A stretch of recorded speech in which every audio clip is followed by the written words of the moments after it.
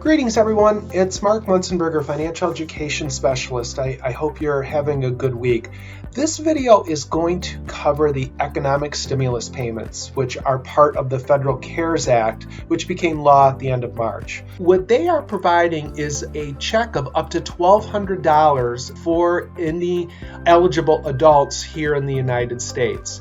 There's also an additional $500 allocation available for each dependent child that is less than 17 years of age. Individuals that will receive their benefits first are those with direct deposit information already on file with the IRS.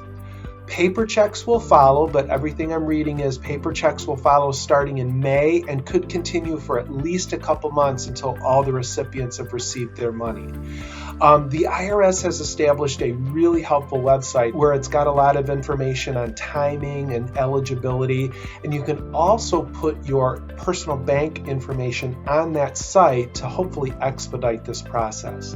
So the second thing I wanted to share with you is to encourage you to give some thought as to how you will actually use those funds.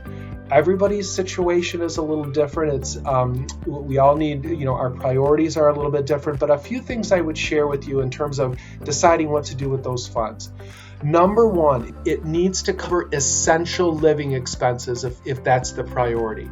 And really what I'm talking about there is housing expenses, food, any critical utilities we may have, transportation expenses, perhaps to get to and from work, any insurance payments that we have, and or childcare expenses. So essential living expenses absolutely would come first.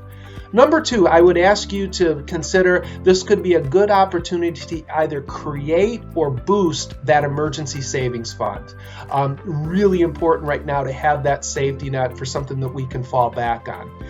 And number three, review your debt situation. Understand if you have any high interest credit cards or loans right now that perhaps an additional payment or a higher than normal payment would really help save some money in the long run. So I hope this information was helpful. Please keep in touch if I can help you with anything, and thanks for listening.